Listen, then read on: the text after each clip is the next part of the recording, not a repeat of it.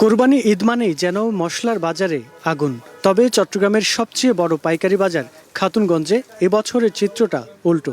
নিয়মিত আমদানি ও পর্যাপ্ত মজুতের কারণে সরবরাহ স্বাভাবিক, ফলে দামও তুলনামূলক কম।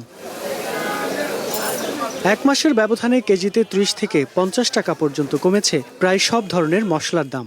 এক মাস আগে যে লবঙ্গ বিক্রি হতো ১৩০০ টাকায়, এখন তা মানভেদে ১২৫৫ থেকে ১২৮০ টাকা। ৬০০ টাকার জিরা নেমেছে ৫৫০ টাকায়। আর আকাশচুম্বী দামের এলাচ কেজিতে ৫০ টাকা কমে বিক্রি হচ্ছে ৪১০০ টাকায়। দাম বাড়ছিল তুলনামূলক, এখন আসি এগুলো কমছে। লবঙ্গ পার টনে ৩০-৪০ হাজার টাকা কমে গেছে, ১৫-২০ দিনের ডিফারেন্সে। জিরাও সেম। যদিও আমদানিকারক ও ব্যবসায়ীদের অভিযোগ, সীমান্ত দিয়ে ভারত থেকে অবৈধভাবে আসা মশলা বাজার দখল করায় ক্ষতিগ্রস্ত হচ্ছেন তারা। বর্ডার যদি নিয়ন্ত্রণ না হয় তাহলে আমাদের লস দিয়ে বিক্রি করতে হবে, নাহলে আমরা ব্যবসা তদারকি করা উচিত যে কিভাবে ব্ল্যাকে অবৈধ পথে মাল চলে আসতেছে, এগুলো যেন না আসতে পারে।